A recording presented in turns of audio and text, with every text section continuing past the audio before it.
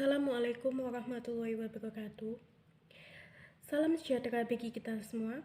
Perkenalkan, saya Fisabila Esani Ananda Lutifala, nomor induk mahasiswa 2020-262 dari kelas C, Fakultas Hukum, Program Studi Ilmu Hukum, Universitas Muria Kudus 2020. Cita-cita saya ingin menjadi seorang polwan. Di sini saya akan mempresentasikan sebuah materi dengan tema pokok-pokok hukum tata negara. Pengertian hukum tata negara. Hukum tata negara adalah bentuk hukum yang mendefinisikan hubungan antara berbagai lembaga di dalam suatu negara, yaitu eksekutif, legislatif, dan yudikatif. Tidak semua negara bangsa memiliki konstitusi, walaupun semua negara semacam itu memiliki jus commune atau hukum tanah air yang berisi sejumlah peraturan atau imperatif dan konsensus. Peraturan tersebut meliputi hukum adat, konvensi, hukum statuta, hukum hakim, atau peraturan dan norma internasional. Dengan kata lain, hukum tata negara merupakan cabang ilmu hukum yang membahas mengenai tata struktur kenegaraan, mekanisme hubungan antara struktur kenegaraan, serta mekanisme hubungan antara negara dengan warga negara. Bentuk negara Indonesia. Menurut konstitusi, negara Indonesia menganut bentuk negara kesatuan. Pada sebuah negara kesatuan, kedaulatan negara tersebut bersifat tunggal dan di dalamnya tidak terdapat negara bagian. Negara kesatuan merupakan pemerintahan pusat sebagai otoritas tertinggi.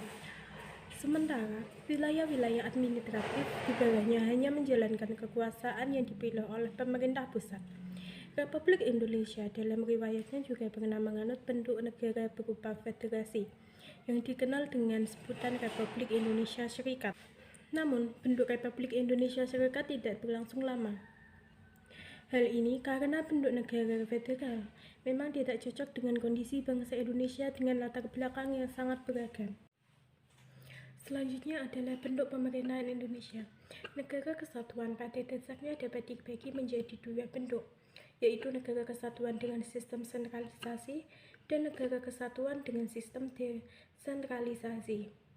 Menurut pasal 18 Undang-Undang Dasar 1945, Negara Kesatuan Republik Indonesia merupakan negara kesatuan yang berbentuk Republik Indonesia dengan sistem desentralisasi.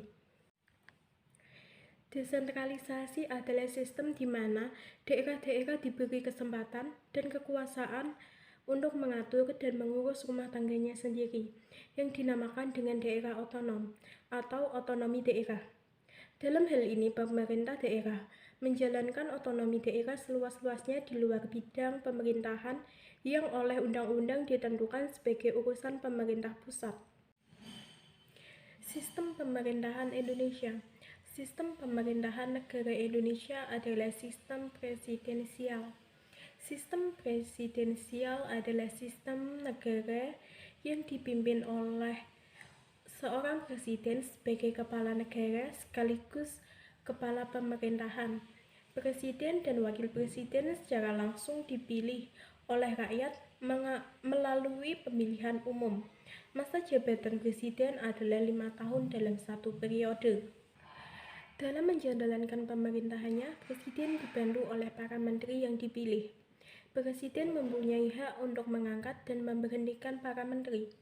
Para menteri, atau biasa disebut sebagai kabinet, bertanggung jawab terhadap presiden.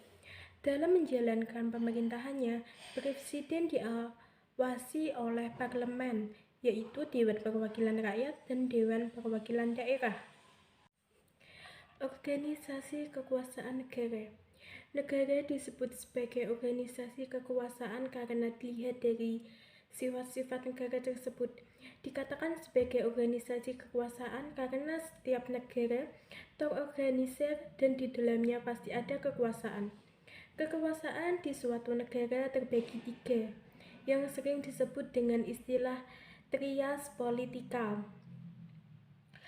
Trias politika terdiri dari kekuasaan legislatif, yaitu kekuasaan untuk membuat undang-undang, Kekuasaan eksekutif yaitu kekuasaan untuk menjalankan pemerintahan, dan kekuasaan yudikatif yaitu kekuasaan kehakiman.